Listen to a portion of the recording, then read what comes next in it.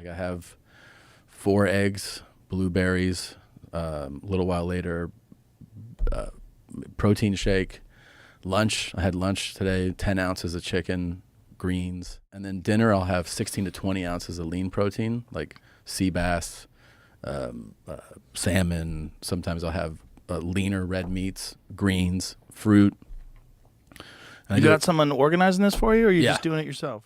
Sirloin, but a lot of seafood. And now, do you cook it yourself, or do you have like somebody to help organize? Yeah, sorry, I forgot how well this podcast does. Who are you talking to? Sorry. So, Top 250 comedian Tom Segura is back on the Joe Rogan Experience to tour his new diet. Tommy Buns is no stranger to the podcast, though. He's become a regular fixture on JRE over the years, which has helped him to build one of the biggest privately owned podcast networks in the world. Ironically, though, their fame and fortune has come at a cost. You see, Tom's built a reputation for being a massive asshole to poor people, and now it's basically come to a point where he can't escape it. Reminiscent of Brendan Schaub's homeless cats, everywhere Tom goes, the paws seem to follow him around. Just take a look at some of the top comments on this episode of JRE. My net worth is way too low to watch this. The paws were here. Tom's not sitting in a chair, he's sitting on the floor with his wallet in his back pocket. Tom's fans unionized against him. Hey look, it's the guy who hates poor people. Seriously, this is probably the worst comment section I've seen for a guest on JRE since it's been back on YouTube. I remember when top 250 comedian Andrew Schulz went on the podcast just a few months ago and got completely shit on in the comment section, but this was definitely worse. And it's not something that has gone unnoticed by the man himself. It's gotten so bad now that Tom is clearly having trouble dealing with it. No matter how hard he tries to act humble and clean up his reputation, he just can't seem to shake it. I've been sending you clips of my favorite accounts on the internet or on Instagram are hateful comment sections. oh my God. The comment sections where if it was you, it would hurt so bad. Right. But when it's not you, it's hysterical. Yeah. And I don't read comments because it does affect me. Like it does. I will. It'll bum me out that someone will go, this fat all he does is take his shirt off. Like it's like the dumbest slam that is inaccurate to me is like, he's not funny, he never was funny. I go, well, I had to be a little funny. Like, are we gonna like never? Like can you really say never? Can you really say never? I want to sit that guy aside and go, never. I've never made you laugh. Never. How to make you this angry? Yeah, how did I make you so angry? Like, what am I? Can we work on us together? Can we get into couples therapy and figure out why you hate me and what I'm doing to make you hate me? I have so much disdain come at me from people with little to no means, and it's just like a constant barrage of just like, I'm so poor, I can't relate to anything you say, and I'm just like, okay, I don't know what to tell you. I donate to charities, like something positive has to come out of this, but it's constant. It's constant. Being relatable has always been a struggle for the new breed of comedy assassins coming out of Austin, Texas. Joe Rogan is by far the most humble of the top 250, and I suspect it's because he's been absolutely fucking loaded since his first Disney development deal at the age of 25. Or was it 26? Who knows. But even just in regular conversation, it's good to see that Rogan still appreciates those of us regular folk who are able to make him laugh on the internet. Somebody had a great tweet about the eating pets thing. Mm-hmm. Here, let me... It's one of those things where I read it and I'm so happy that we live in a time of the internet, because the internet is so fun, because there's so many regular people out there in the world that are so fun. Yeah, they are. So this dude's name is Nick Freitas. And for those of you who didn't know, Joe and Tom have a shared passion for exotic cars, something they developed over the years as they rose through the ranks. However, as big as their car collections have become, they can still agree with us poors that guys who drive Bugattis are massive douchebags. I'm not even a Bugatti guy, because Bugatti to me is like, look at my dick. Yeah, That's Bugatti, you know? $4 million car is also like, look at my dick. Yeah, big time. It's just like the Bugatti. Like, it's a huge flex. Look at my dick. Yeah. It's also a different kind of thing than a look at my dick. You know, it's more of like, oh, you know cars. You're a passionate guy. Yeah, you know what the f*** gets the wheel spinning. That's, But then they got onto the topic of which car they loved the most out of their collections, and as it turns out, it was their slowest cars that they found to be the most fun. It kind of reminded me of those old MasterCard ads where you buy all this shit for your toddler, and they're just happy to play in the box it all came in. The thing about those cars are really fun, but you know what my most fun car to drive is? Actually, the most engaging car is my little air-cooled 964. That Porsche RS America. It's not the red fastest. One? My favorite is my slowest too. Which my one? GT4. Yeah. It has that D-Man upgrade. Yeah, which but I that love. car's way faster than my car. But it's That car's pretty fast. It's pretty fast, but it's not like. I think everything else I have is almost faster than it. So it's just engaging. Yes. Yeah. And it puts the biggest smile on my face. Right. It's very fun. Yeah, that's like my white car, the GT3 RS, the Sharkworks car. Same kind of thing. It's just real raw.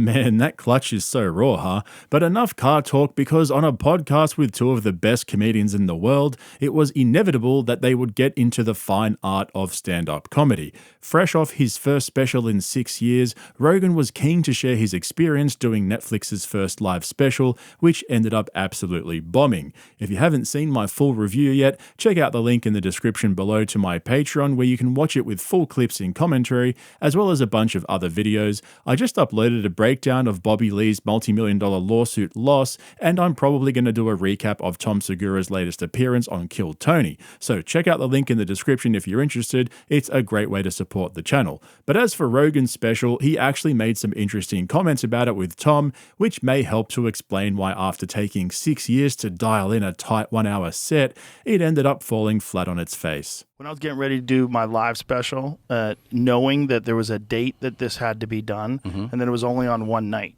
Yeah. So it was like this super hyper focus of getting ready for something like that. Yeah. And when I did it, I was like, after it was over, I was like, I want to do that again. Really? Like, yeah. At first I was like, I'm going to do this one time and I'm never going to fucking do this again, because this is a ridiculous idea to be able to do something live to millions of people on Netflix. Well, you enjoyed the experience. I liked it. Yeah. Yeah. I like it. I like it a lot. Yeah. I like it too much. Well, that's kind of how I am about being busy. Have you ever with thought about things. doing a live special? Never thought about You it. should do it. You think so? Yep. I think everybody should do it. Just get it dialed in to where you know, How that moves. and let's fucking go. And Yeah. just bust that motherfucker out for the whole world. And you don't have to do editing. That I'll tell you, I fucking hate. Ooh, I always have that problem. I don't want to watch me. I don't either. I don't want to. I fucking hated it. Yeah. And, I was like, and then It's gross. Then I told them I wanted the show. That they were like, no, not that. I go, yeah, no, I want this show. And they were like, what about the other show? I go, I don't want that show. And then everyone was like, I go, you asked me to watch it. I watched it. Well, that's got to be. You can't have anybody giving you advice. No. I don't agree. I think if a comic is gonna put out a special, it should be that comic special, and what that comic thinks should be on that special, Yeah. and that's it. You're not supposed to have someone tell you Yeah. what the you're gonna put in your act. Sure. Like, do you know how to do comedy? No, Yeah. you don't do comedy, right? Shut the up. You shut the up. This is crazy. This is a crazy conversation. Yeah, I mean, I don't But know. everybody wants to get in there. So it sounds like Rogan has completely insulated himself from the outside world. He's just sitting there in his ivory tower, surrounded by yes men who sit around kissing his ring and smelling his salts. It's almost like an extension of his don't read the comments advice that he gives everyone. Like he just said there, he refuses to take any notes from anyone regarding his comedy, and it really showed in his latest special. But I think that can happen to anybody though. If you've been working on something for so long, it's easy to get too close to it and lose your perspective. So it kind of makes sense how he thought it was so dialed in and so tight, he trimmed off all the fat and honed it down to this perfect 1 hour set. And he probably has no idea what people really thought about it, which is kind of wild when you think about it, and even more so for his buddy Tom. Like I said earlier, even Andrew Schulz copped a massive backlash in the comment section from his last appearance on JRE, and it sounds like Joe has absolutely no idea that the tide is turning on all of his buddies. It's almost like he's a king living in his castle, and when the peasants surround him coming for his head, he'll turn to his inner circle and say, "What the fuck happened? I thought they loved me." But as for Tom, once they got deep into the comedy brain territory, he gave us some insight into what it's really like to live life on the road as a stand-up comic. I have a pre-show pee routine. Do you? During the day, I'm drinking water and a couple of coffees. And it's like if we're on the road, we go work out. I'm going to increase the water intake, start drinking more. Okay, I get there. Show's going to be in 45 minutes. It's like I pee, but then I keep going like, oh, here's a water. Maybe pour a Diet Coke I'm going to take on stage in a cup, water. And then it's like, all right, start the show. I introduce, opener. And then I'm like, all right, I'm going to go pee and I'll be back. And I do that. And then it's like, hey, he's got 5 minutes left. And I always go, do I have to pee again? The worst is if you have to shit. Oh, Jesus. If you think you're going to go on stage for an hour and you have to take a shit, you're like, oh my God. Yeah. How much time does he have left? He has 3 minutes left. I know. I can't shit in 3 minutes. I can't shit in 3 minutes. I know. That is but your body does this thing where it'll shut the shit thing down. Unless it's like a real emergency. Right. But the pee one, I hate when you go, all right, I'm just going to go out there. What am I, a toddler? Just go do your shit. And I'm like 5 minutes in, I'm like, I have to pee right now. And, you just carry that. Oh, your body will put it out of your mouth. But there's this discomfort you have the whole time where you're standing there. I'm like, I'm going to be out here for an hour. I don't know who the fuck told Tom that people are interested in his peeing routines. I seriously miss Fat Tom. He never used to talk about clean eating and his gut health and bowel movements. Now it's all he talks about. That and how he trains every day doing hard cardio and weight sessions. Sometimes he'll do 2 in a day if he has time. And when he's on the road, he'll bring his side piece trainer along with him to help build up a sweat before he goes on stage to murder the pause. It's getting beyond ridiculous at this point, and the worst part is he knows how much backlash there is because all he talks about is his millionaire lifestyle with private chefs and hundreds of dollars a day in meat and seafood, yet he still brings it up as if he's discovered the secret to life. This thing has helped me so much, dude. This eating plan. I got it from a nutritionist in LA, Dr. Guglia, and I told him a couple weeks into it, I was like, if I don't lose a pound, I'm already going to thank you for my digestion changing. I got so used to just explosive shits all the time that Christina was like, are you going to ever see a doctor? I hear this violence coming out of the bathroom. And I'm like, yeah, I got to go check it out. And then I had a colonoscopy a couple of years ago and they were like, good to go. You're good. And I'm like, yeah, but I mean, I have diarrhea 14 times a week. Is that normal? And they're like, I don't know, man. Switching to the way I just described my eating now, dude, I have totally normal gut health. A 45-year-old comedian who looks like he's in his 60s telling us about his colonoscopy is peak comedy in 2024. What are we doing here, B? And I never thought I'd say this, but thank God for Bert Kreischer. If it wasn't for him, this podcast would have been boring as fuck. And he wasn't even there. This podcast was recorded last week before the UFC Sphere event in Vegas, and they were discussing how exactly they would use the venue when our boy Bert came up in conversation. I mean, I don't know if the broadcast goes up on the wall. That's what I'm thinking. I'm wondering if you can see the fights take place on the ceiling. Jesus. Which would be an advantage. You see a show there already? In certain positions. No, I have not. Have you? No, I heard it's just... I've heard it's insane.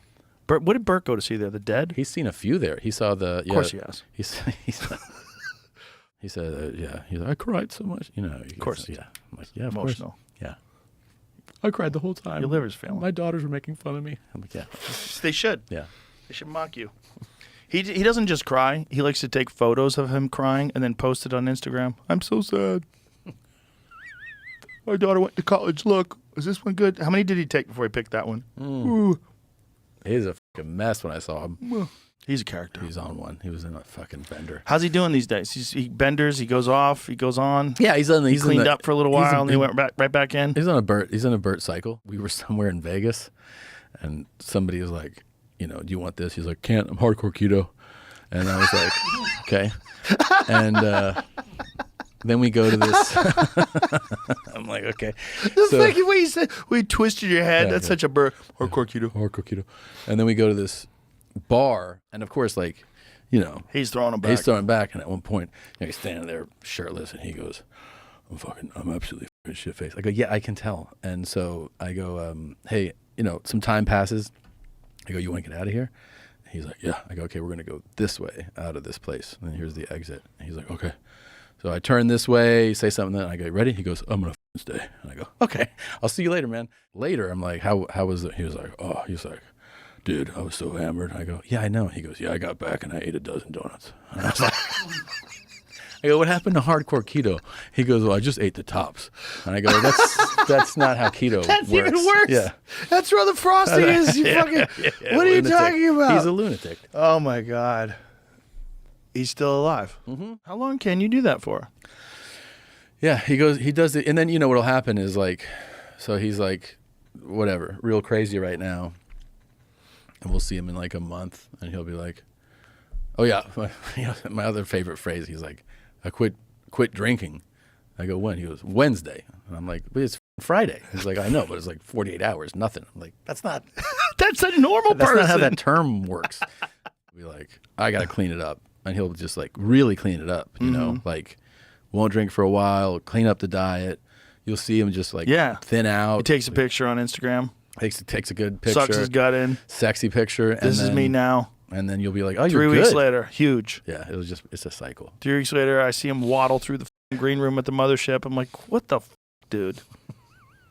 The are you doing? I know. He goes hard. He goes hard, dude.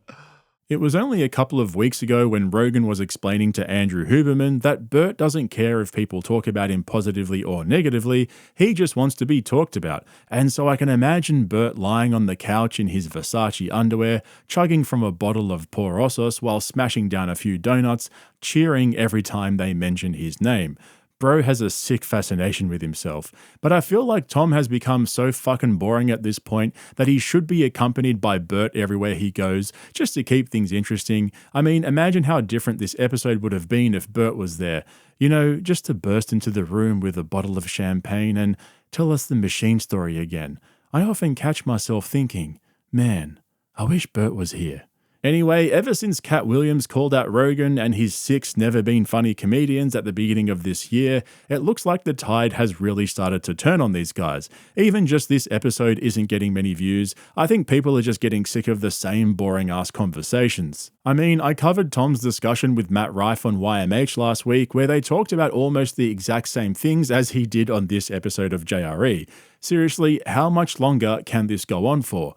By the way, I mentioned this earlier, but Bobby Lee actually just lost a massive lawsuit against Wondery 2 weeks ago, which is a podcast network owned by Amazon. It turned out that Bobby's Tijuana story was getting too much traction, and Wondery used the morals clause in their agreement to get out of the deal. But during the discovery period, a bunch of internal emails and correspondence came out that showed Tiger Belly had inflated their download figures to get the deal done. So it sort of makes me wonder how Rogan's numbers are going on other platforms besides YouTube, because apparently he used to get around 10 to 11 million views per episode on average, except now that we can see the numbers again on YouTube, he'd have to be getting 8 or 9 million downloads per episode across Spotify and Apple Podcasts. Yeah, I don't know about that. Anyway, just something to think about, right? But don't forget to check out the link in the description to my Patreon if you're interested in my longer form uncensored content. There's plenty of stuff on there right now covering Rogan, Kill Tony, various lawsuits, as well as other bits and pieces, and it's a great way to support the channel. Also, if you're not a regular here on YouTube yet, hit that subscribe button and make sure to give me a thumbs up if you ended up enjoying this video. Thanks for watching. I'll catch you in the next one. I had eggs with elk sausage for breakfast. Ooh, babe, you want some elk sausage? I got some. Yes. Ooh, I'll hook you up. Really? Yeah, I'm going to leave here. I'll give you a bunch. Okay. I got a commercial freezer back there filled with it. I'll definitely take some. Oh, elk sausage is so good.